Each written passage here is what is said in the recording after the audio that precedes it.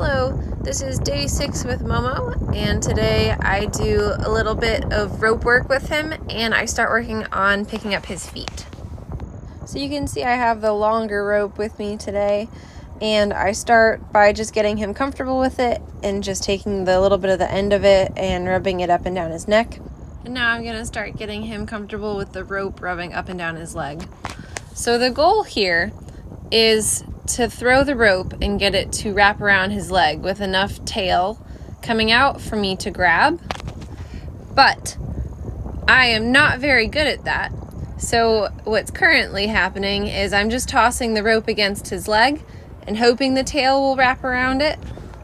And this isn't actually the worst thing in the world, because all the repetition with the rope is just getting him nice and desensitized to ropes around his leg. And you can never get your horse too desensitized to ropes around its leg. Because again, this is all training for the future. Say if you're riding and something gets stuck around his leg, you definitely don't want him to freak out. Momo's being a very good boy. He does not seem to care too much that the rope is touching his leg at all. I ended up cutting out a bunch of me just doing this over and over again, but I finally get enough tail of the rope to wrap around his leg that I can use my foot to scooch it out a little bit more. So I don't necessarily recommend crouching down right in front of your pretty fresh Mustang, but Momo was a pretty good boy about it. So now I have the rope wrapped around his leg, and I'm gonna do my best to start teaching him to give up his foot when he feels some pressure on his leg with the rope. So this is the baby steps of teaching them to pick up their feet. I'm just applying some light, steady pressure to the rope, and as soon as he picks up that little front foot, I'm going to release the pressure and let him put his foot back down.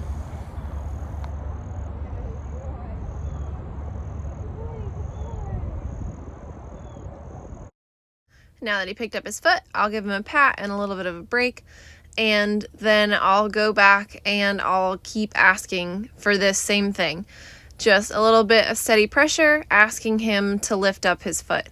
The goal is that he becomes a little bit softer to it and picks up his foot quicker with lighter pressure as we go on, but it's the first session of me working with his feet, so I'm not expecting too much. Picking up feet is such an important part of the training process, and it's definitely not one to skip any steps on. I really like using the rope to teach the first steps of it. Can do some actual vlogging. I don't know how people vlog. I'm like, this is a horse. Hey guys, welcome back to my vlog. Today I'm going to sit on my wild Mustang for the first time. It's never been touched ever. This is my normal voice that I always talk in. So Ellen will vlog for me. I did forget and accidentally kiss him on the nose, but luckily I still have all my teeth.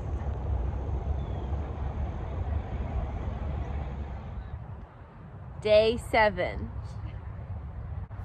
So today is day 7 of working with Momo, and I'm going up here to catch him to start working with him.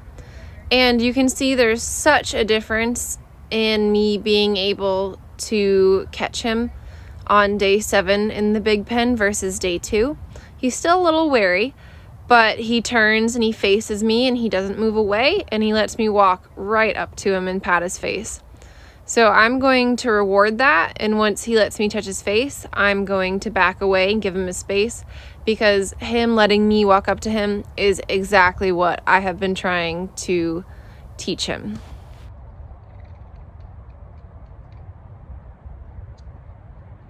So I'll give him his space for a minute, and then I'll go back up this time with the intent to put the rope on.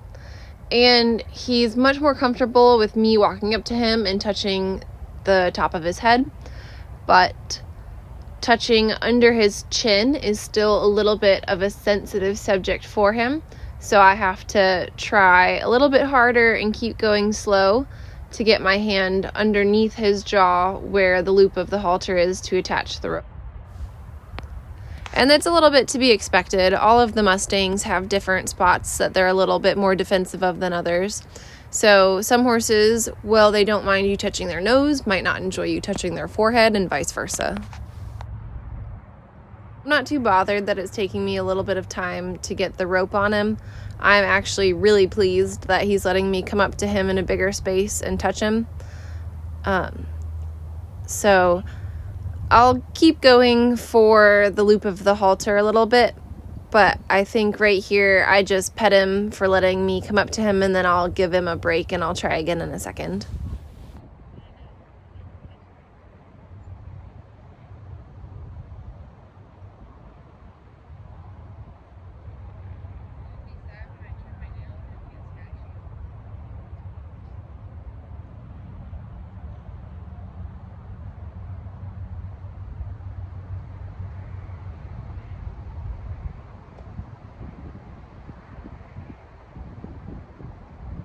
So I'm aiming to get the lead rope now on the side of the halter, which he's a little more comfortable with me touching. And then once I have that on, I can use both hands and move the lead rope to the bottom of the halter where it's supposed to go.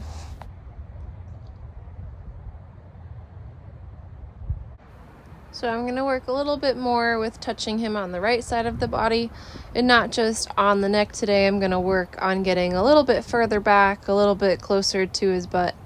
And that's about as far back as I think I've gone so far. So I'll get there and then I'll go and I'll give him a little bit of space for being a good boy. And now to work on spots that are a little bit further back, I'll go in first with the stick instead of my hand.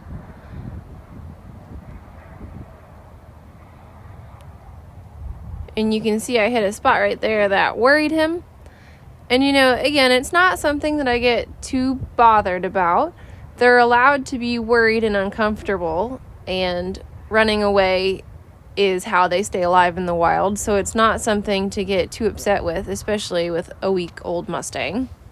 And when he got worried, he ran away. It wasn't too big of a reaction, and he let me come right back up to him. And now I get to take a little bit of an opportunity to do a bit of rope work with him. And alas, my phone fell off the fence, so that's all that I had of that day.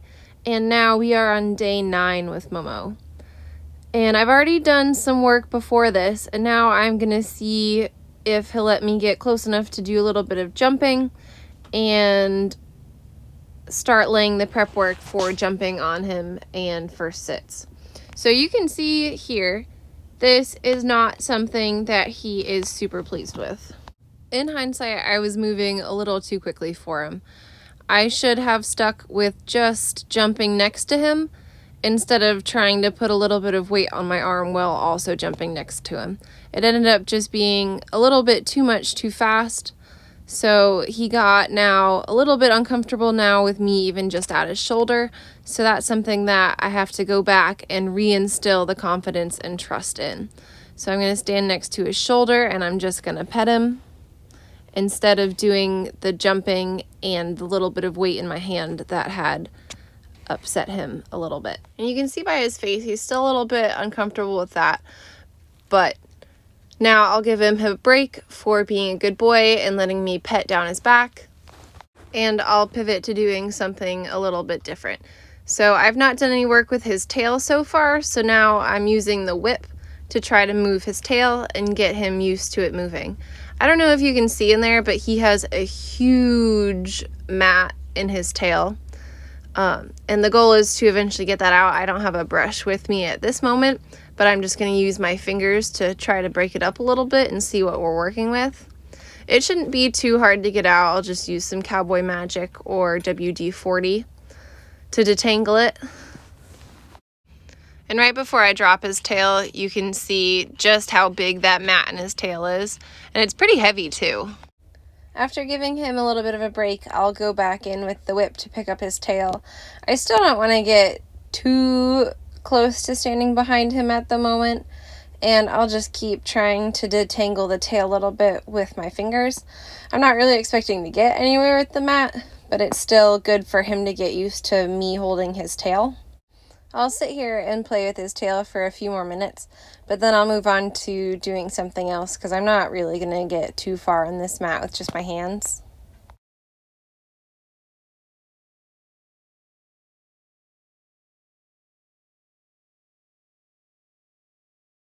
Now that we've been working on something that he's a little more comfortable with, I'm going to go back to where I made him a little bit too uncomfortable earlier in the session.